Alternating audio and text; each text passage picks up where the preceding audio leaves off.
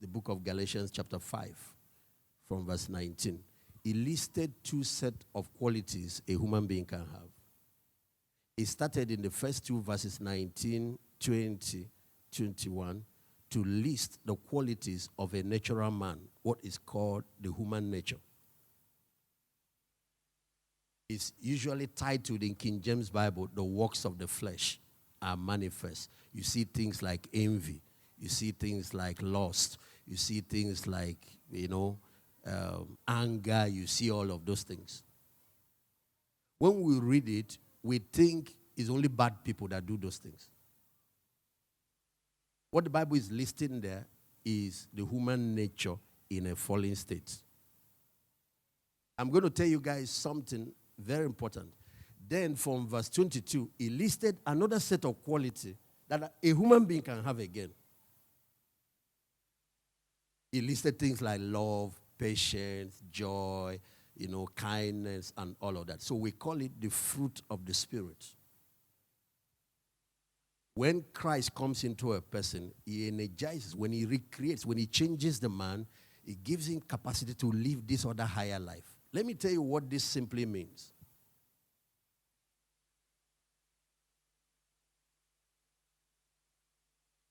We as Christians, even though we have given our life to Christ, still have capacity to yield to that lower self.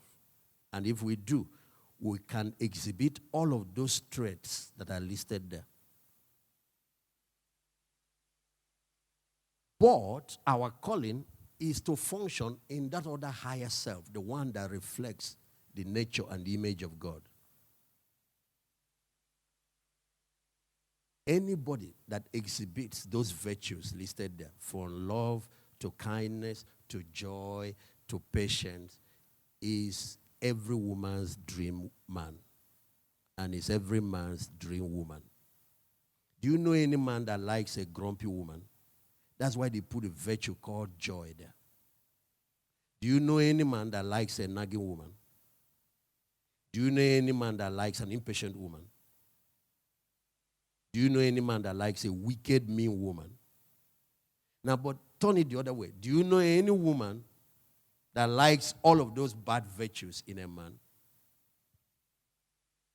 There's another listing.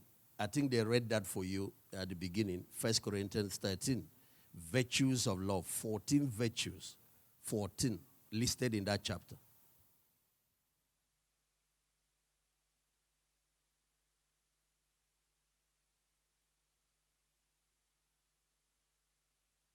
Why is it that sometimes we switch to the negative part and we are like that? And we do things, we say things that we regret after. And sometimes we do it to people that we love. Sometimes we do it and hurt people that love us. Why do we do that? Because of something called irrationalism or irrationality. Human beings have capacity to talk and act and not think. And then after, they sit down and think it through, and they are sorry for what they have said. There is something about the fallen man, the fallen human nature, that sometimes pushes us to irrational behavior, irrational actions. Actions that not only hurt people, actions that hurt us at the end. Do you know what leads us to that? Emotionalism. Ladies and gentlemen, I want all of you to listen. We have emotion, but we are not designed to be ruled by emotion.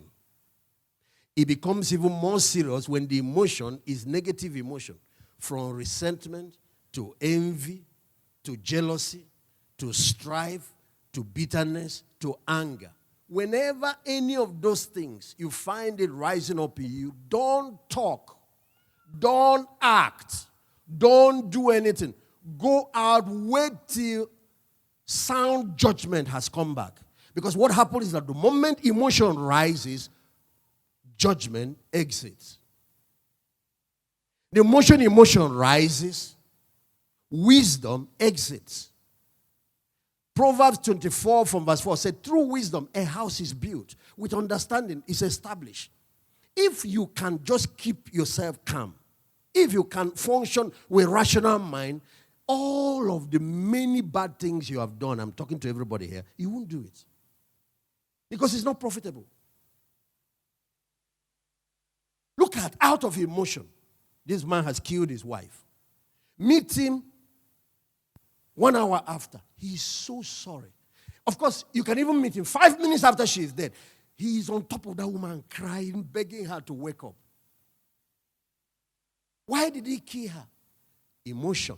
When emotion is high, reason, judgment exits. Emotion distorts reality. It just makes you see what you want to see. You see, when emotion, any of those negative emotion is in operation, you will just be seeing all the things you want to see. Because what emotion shows you is what you want to see. If you are looking for a reason to conclude that this man has been cheating, all the signs will start showing up. You know, you would think that if you get the best man, you will now be happy.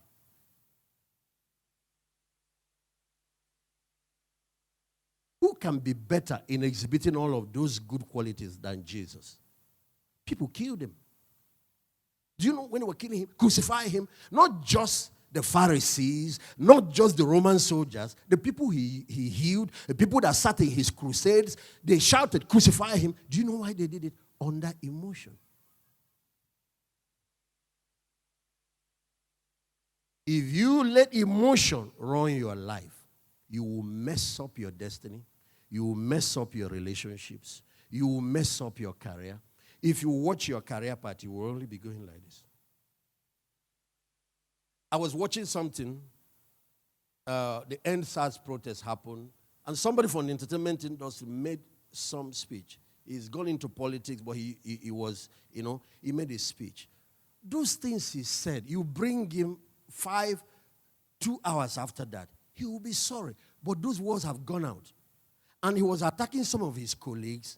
That's not how he would have brought out those words. Those words were said under emotional arousal.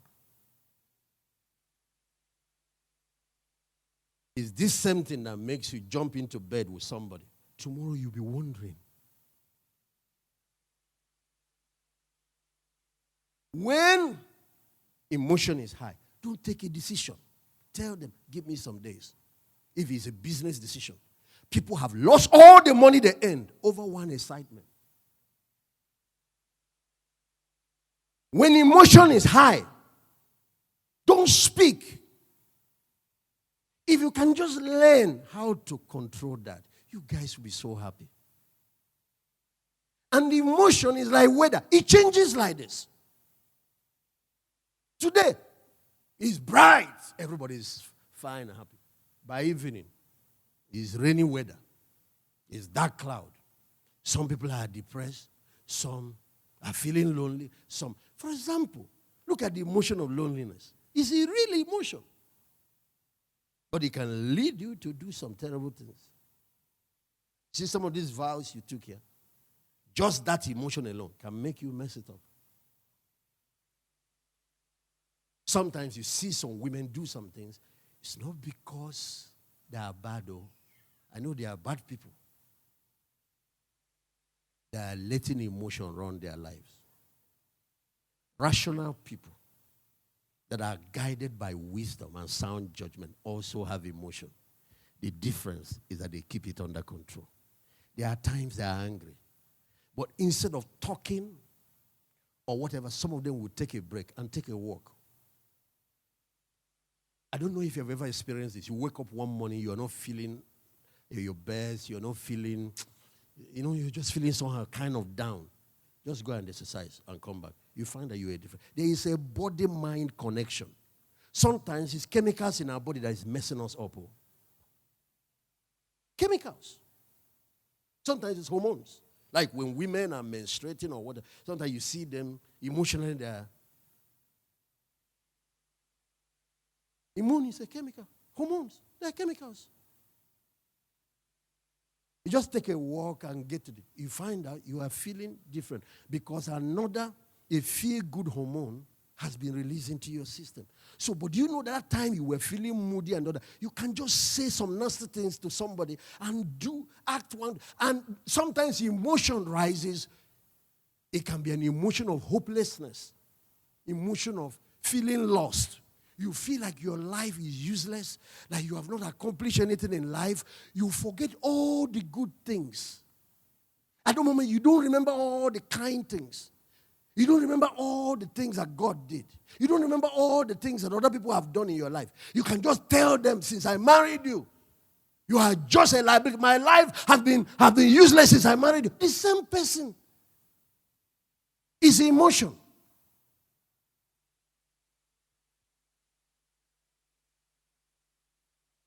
And so you see a man that is emotion, he is a messed up person. God has emotion, but he's not controlled by it. And that's why he asks us to live like that. We're not supposed to be walking by feelings. We're supposed to walk by faith. We're supposed to walk by judgment. We're supposed to be guided by wisdom, by sound knowledge. We're also supposed to be guided by the Holy Spirit. Now, as I leave this subject, that's one of the reasons you need prayer. Whenever that thing gets out of, go before God. When you start communing with him, there's something the presence of the Holy Spirit does. It erases. It corrects your perspective. You now start bringing back all the good times. Oh, how nice William has been, and all of that. And when you now realize, you see how stupid you have been.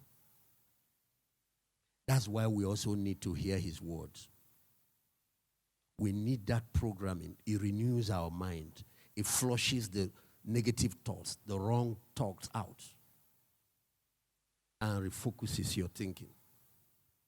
That's why we need good music. Sometimes that's why we need you guys in the entertainment industry, because laughter sometimes helps to balance this thing. That's why the ministry you've been given is not a joke. It's not a joke. It's so powerful, that ministry, that it can heal people. Laughter, do it good, like medicine. And in a 5 minutes of negative emotion, somebody has taken his life. People have committed suicide.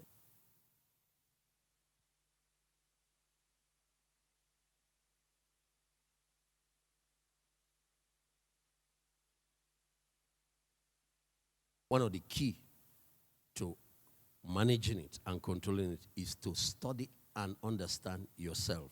Understand what the triggers are. If there are certain people, anytime they are around you, you go off in the negative. You need to start giving them a little gap. If you notice that there are certain people, every time you finish being around them, you get home, you are just lashing out at everybody, your wife and all that. You bring a negative energy back. It's not that you can't run away from the world. You can't run away. You always meet negative people. But you need to give them space. Create enough space so you can breathe. Don't let such people be the ones in your inner and choking life out of you. They will mess your life up, because you see, these negative emotions affect your perception of life. See how some people are so bitter.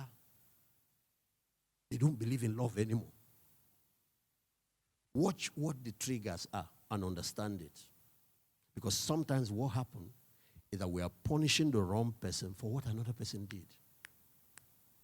Somebody broke my heart when I was in secondary school. But now, the beautiful, handsome Williams has come.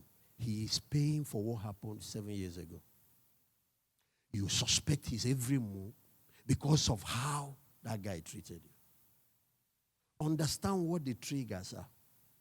Somebody, they used to talk down on you. Maybe used to tell you will not amount to anything. So now a small argument comes up in home. Maybe he says something, he means well. Guess what? That information will go and trigger all of those things that your subconscious have recorded. And you become aggressive.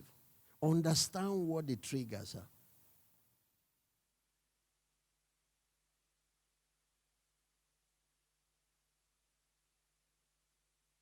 Once you can note what they are, you can begin to gain control. Because when they turn that switch on, you turn it off.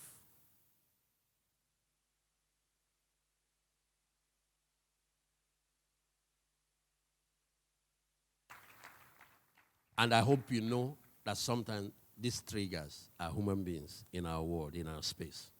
People bring their drama into your life and want to always keep you.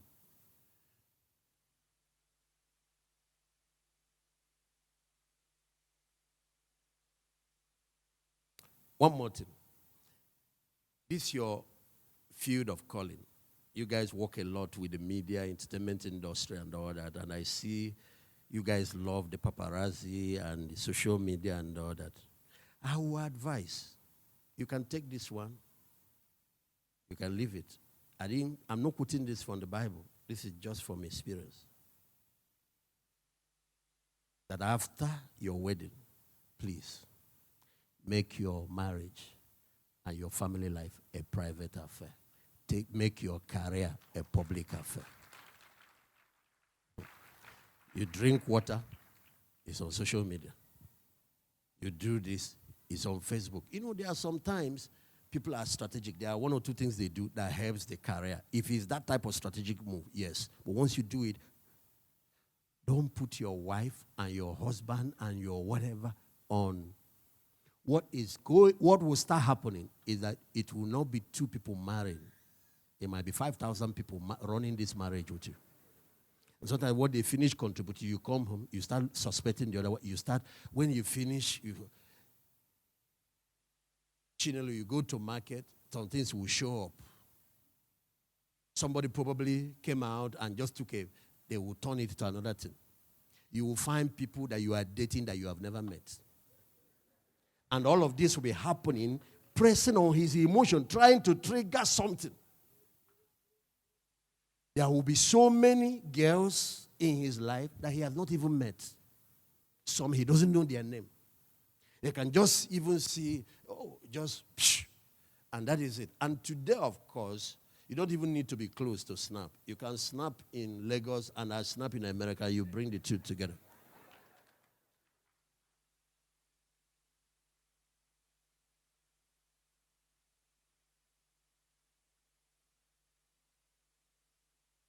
Okay, let's leave it because the day is fast spent. I said I will say one thing to the rest of us. Your industry, leaders of your industry, social media influencers, comedians like AY, like Banky W and many others, did our country proud by championing a cause to save the life of our young people and to save Nigeria.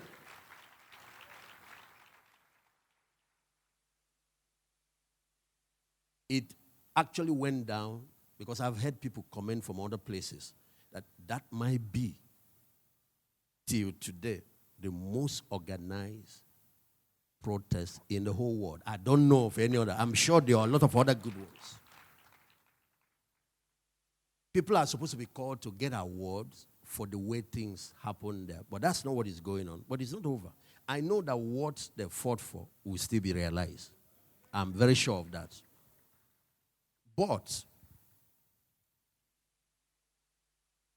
after a trigger occurred,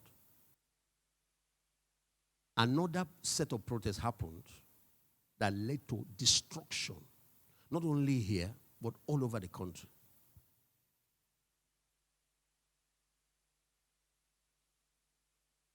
If you call some of those people now who killed people, and say, why did you kill this man now? They won't be able to explain. It was the trigger. Emotion went high, like people who took Igbo. People that would not normally steal saw more people running into people's shops, looting, and they joined them. Some people that were responsible enough that if their daughter or son were to come back, I'm talking about parents, and say, I brought this home, they will even rebuke or even flog that child. Some of such parents went because irrationality is a form of madness. Nobody is thinking. Reacting to that shooting, a lot of other things happened.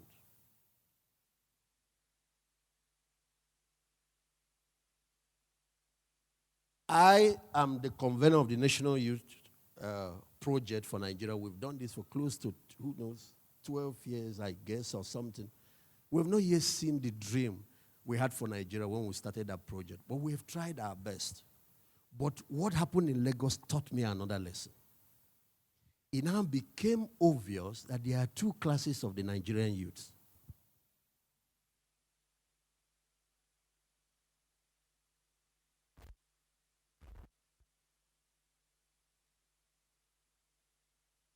Pharaoh had a dream, and Joseph got interpretation for that dream. And when he got there to the palace, this is what he told the government. He said, you saw 7 fat cows, well nourished. He said the meaning is there will be 7 years of plenty and prosperity in the land of Egypt. He said, but right after that, you saw 7 very lean cows, very emaciated cows. He said, what it means is that there will be 7 years of famine following the 7 years of plenty. Then Joseph said, when those 7 years of famine show up, it will wipe out the effect of the 7 years of plenty. That is exactly what happened in Lagos.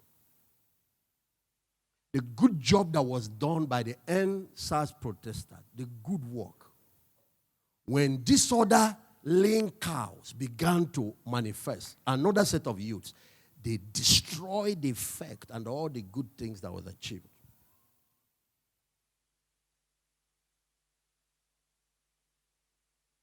So we have 2 sets of Nigerian youth, the fat cows and the lean cows. The fat cows are our big brothers here, leading the entertainment industry. Our Davidos, our AY, our Bankies, our Williams, and the rest of them. Our Run Towns and P Squares. The fat cow are the young professionals leading different industries. The fat cows are Nigerian youths in diaspora in Texas alone. I think we have over 25,000 doctors in US alone. We have them in different fields all over the world. The fat cows are some of our young people that are even active in politics. The fat cows are the prosperous young Nigerian youths. Amazingly, they are just about 25% of the population. But now we have the lean cows. Many of them did not go to school. Some are area boys. And these boys are following. No matter what they are told, they are following because there is nothing to do with their life. You can't see the ones who have responsible life following that, listening to that. You go to South, you see them in militancy and all kinds of things. You go to the North, you see their margin. You see them being recruited by Boko Haram and all that. You come here, the area boys, they're everywhere. That time bomb has been here, ticking. That thing that happened just created the opportunities. Like now, you just ignited matches and threw into fuel. You know, some people wanted to give it ethnic and tribal coloration. That is just telling ourselves a big fat lie. There has been a problem that has been before us. Here is the conclusion. Why I'm here giving you this parable. Joseph, a young guy, Jewish boy that was in prison who has suffered, and God gave him the understanding of what this thing means. And here he's in the palace trying to consult for the government to give the government the solution, the way forward to save Egypt. Because if they don't do the right thing, when the 7th lean cows start, which are 7 years of plenty, the economy of Egypt will be destroyed. This is what he told Pharaoh. He said the solution for the lean cows are the fat cows.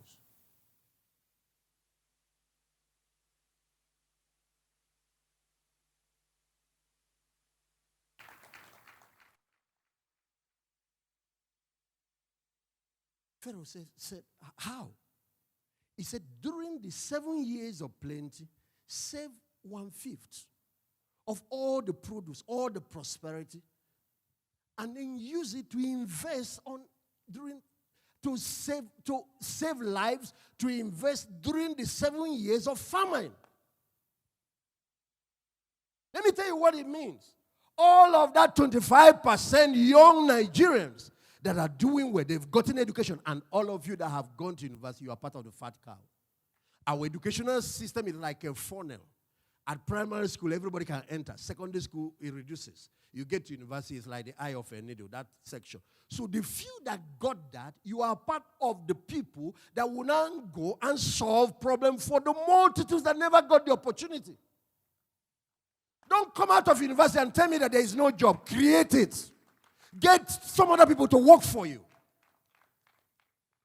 So what did they recommend? 5%. And that is double of tithes. So let me recommend, as a modern day Joseph, 10%.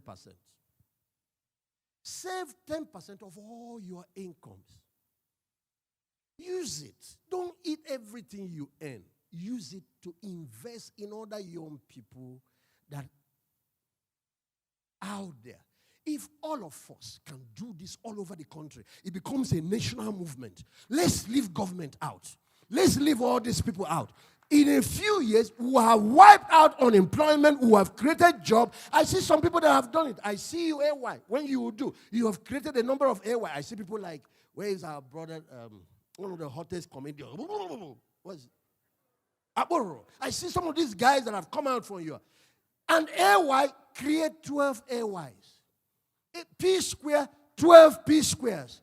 Banky, of course you've done it. I see Whiskey and what? 12 Bankies. Williams, 12 Williams. Pastor David, 12 Pastor Davids. Let nobody live, eat, and die alone. Let us start doing something all over the place.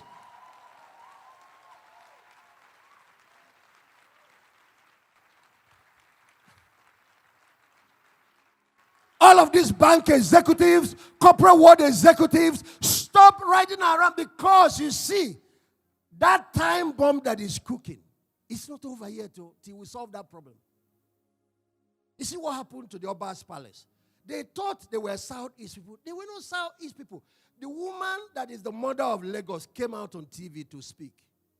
He said, let them not blame anybody. That the problem, he said, there are 3-year-olds in front of that palace. That Lagos Island, he said, these kids are all over the place. They are not going to school. 3-year-olds. He said, they give birth to them. They are there. They start practicing area boys, street kids. They grow up. He said, every time for the past 10 years, she has been trying to communicate. This is a Lagosian. This is a woman. I think she is the number one person in terms of women leadership. I'm trying to remember the name they call. He gave the interview. You can go and Google it. It's on YouTube. He said the problem has been there. He said sometimes she will get some food, get some money, and go and share. She knew that there was trouble. He said you look on the other side of that island, you have Ikoyi with all the wealth. You look on the other side, you have Lekki. You come here, people are living in abject poverty and squalor. In all these rich estates that are coming up, but you forget that there are places like Ekota here. Ekota is Ajegule in Lekki. One time there was rainfall, and I wore jeans, took a group of guys to go in there to see for myself. People's houses, rain, beds, mattress, everything is floating. We did the little work. Fat cows include all these pastors all over Nigeria. Fat cows include all these Christians that are hiding in church.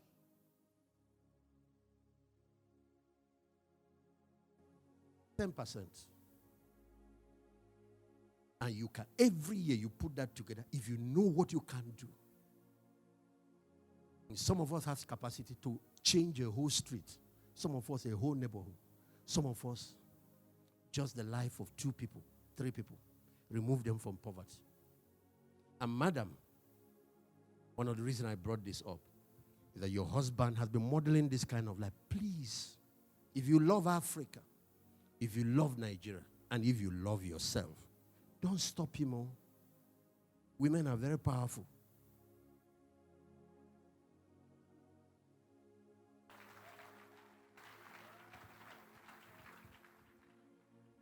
There is another part of the advice that was for Pharaoh. 70% of this problem will be solved by the fat cows. Just about 25 to 30% is for government. I know that we are protesting, thinking that government will solve all the problems. Is a joke. But there are things that needs to be corrected in our politics, in the laws of the land, and a lot of other things, electoral system, and so on and so forth. But when we start grooming these lean cows, then we can remove them from the hand of these politicians that arm them against the responsible young people.